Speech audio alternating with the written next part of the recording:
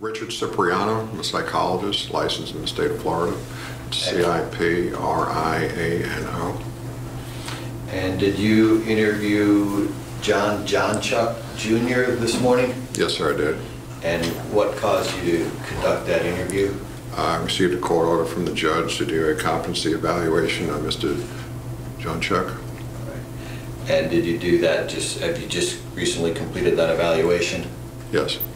And could you tell us what your opinion is regarding Mr. Jonchuck's competence to proceed? He's competent to proceed. No other questions, Judge? Any questions from the state? No, Judge. Okay. Defense, are you stipulating pursuant to Dr. Foreman and Dr. Cipriano that he's competent to stand trial? Judge, we can't stipulate that he's competent. We will stipulate that the court can make your ruling based upon the reports of Dr. Foreman and Dr. Cipriano. Okay. You want to say anything, Mr. Bowen? Well, if that's the case, before Your Honor makes a ruling, I would ask Dr. Cipriano if he could just put on the record the facts and details upon which he's making his opinion. You want to question him about that? I think that he could just put on the record why he's formed his opinion in the 6 criteria without necessarily be questioning him.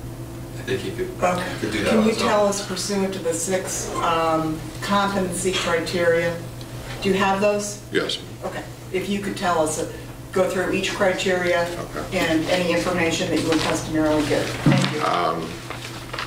I'd asked him what he was charged with. He told me first-degree murder. I asked him if he could explain the allegation. He told me that it was alleged that he killed his daughter, Phoebe. I asked how that happened.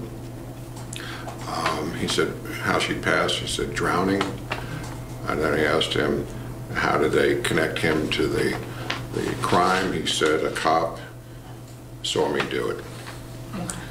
I'd asked him then the possible penalties. He told me life in prison or not guilty by reason of insanity, and that the death penalty had been taken off the table. I asked him then about the adversarial nature of the proceedings, in particular what the role of the judge was, and he told me act as a referee, keep order in the court, supposed to be neutral. And then I asked him about the role of the defense attorney. He said to defend me and to protect me from the state side. And I asked him what he meant by that. He told me to have doctors do evaluations. I then asked him the role of the prosecutor. He said get a conviction and work with the defense in some areas in the court, in particular as far as working at a plea deal. That was my understanding. I asked him to provide the definition for the terms not guilty. He told me there was no conviction. Guilty meant that the person did it. No contest. You throw yourself at the mercy of the court, and it's usually accepted as a guilty plea. Not guilty by reason of insanity, he described as at the time of the crime he didn't know right from wrong. On further inquiry, I asked, is that for any particular reason? He said due to mental illness. I then asked him about a plea bargain. He says that the state and the defense works out for lesser time. And I asked if he had to plea a certain way. And he was a little bit vague on that. So, but what was he vague on? If I asked him what a plea bargain was, and he told me that the state and defense work out and give you lesser time. And I asked him, well, you know, in a bargain or a deal, there has to be some reciprocity in there, and he told me that. He eventually said he'd have to give up a guilty deal, essentially, is what he said. I asked him to describe the term evidence. He said video camera, someone that saw you, if you had anything in your pocket or your vehicle. Then I asked him about what a witness was, and it's somebody who can take what you say and use it to do good or bad, essentially. And asked him what a jury was. He said they're registered voters. 12 jurors are needed for, in his case, for, of course, it's a grand jury case. And they come up with a verdict. That's pretty much it as far as...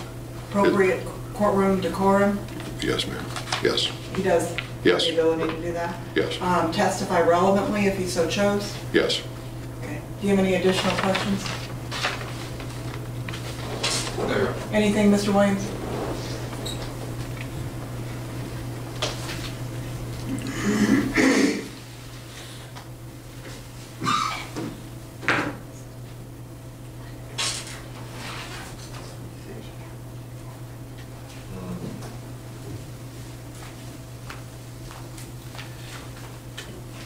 Doctor, before you began your evaluation, were you able to review a videotape of a court appearance yesterday where defense counsel advised the court of the areas that the defense team was concerned with Mr. Jonchuck's statements and... Yes.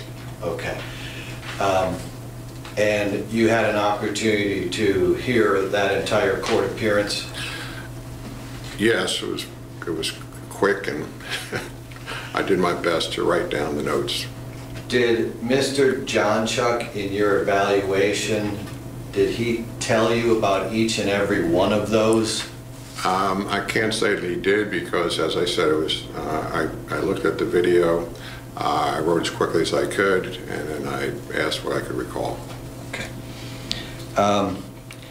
As to Mr. Jonchuck's belief that he heard things in court on Monday, did he tell you anything about hearing things in court on Monday when there was no court in session? I can't say specifically. As I said, I was presented with the video. As far as Monday, Tuesday, I know that was mentioned in there, but I didn't query him on that. Okay. There was also an indication that Mr. Jonchuck heard one of the defense experts testify about Dr. Emily Lazaro. Did Mr. Jonchuck tell you anything about that? I didn't inquire. I did mention something about Emily, and he told me it was Dr. Lazaro. And it's to pinpoint what he said and what I can't really answer that question. Okay. Did he tell you about any hallucinations that he had back at the beginning of the trial involving Dr. Lazaro?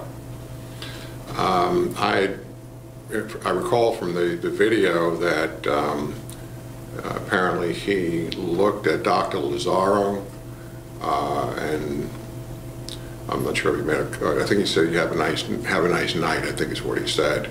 And she kind of smirked at him. And I asked, was that "have a nice night"? Was that being cordial or not, or otherwise? And he said otherwise. And that was in regards to something he said happened here in the courtroom? That's correct. Okay. And did he relate to you any events that happened in the jail regarding Dr. Lazaro? Yes, he said that he's in a one-man cell and that he heard a voice outside the cell which he identified as Dr. Lazaro, and that person had made comments, I think something to the effect about, if I may. Sure.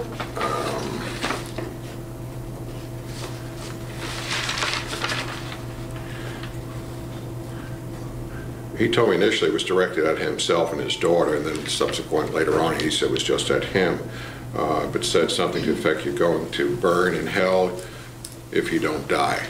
That was what he has told me that Dr. Lazaro said, and then subsequent to that he was informed by his counsel that Dr. Lazaro, it wasn't Dr. Lazaro because she wasn't in the area. So he does state that he did hear that statement by somebody. Did you also ask him questions regarding jurors that were chosen and on the jury panel in this trial? Yes, I did. In the defense presentation to the court yesterday, there was a suggestion that Mr. Jonchuck had said that he had heard the jurors say that that this was not an NGRI plea, and therefore they were not going to listen to the defense experts. And also the defense team was concerned that he had made a statement that two of the jurors and specifically had said he better believe in redemption. Did Mr. Jonchuck testify about both of those two things to you? Yes. And can you relate to us what he said about the jurors not believing in an NGRI plea? Let me just, if I can just have a moment to search through my notes here. Okay.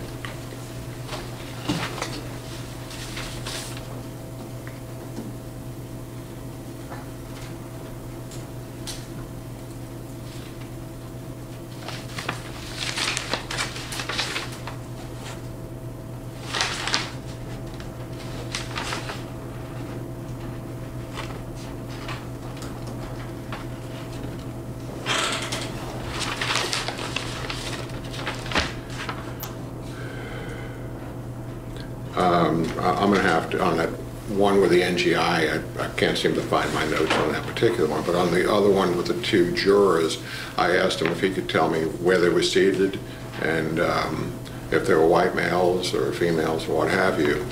And he told me they were white males and they were seated in the back row on the last two on the left. Okay. And we went over that. And so he was pretty adamant about that.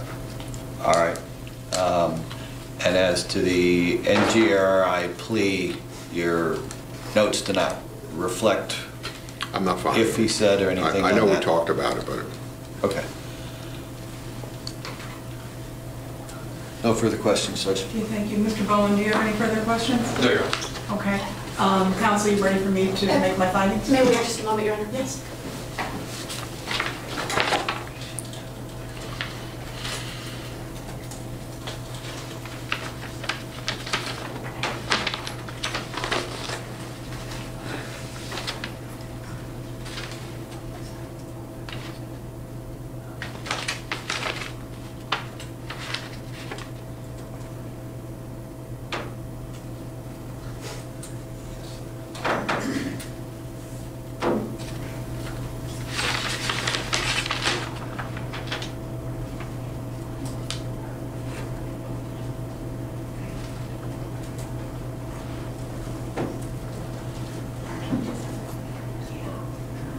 Your Honor, may we ask the court for a recess so we can talk a little bit before the court makes its ruling?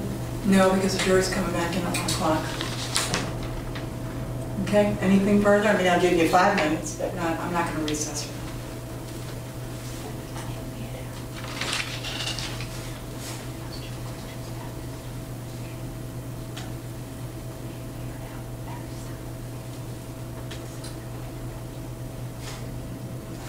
If you have anything you need to put on the record right at 1 o'clock, that's fine. But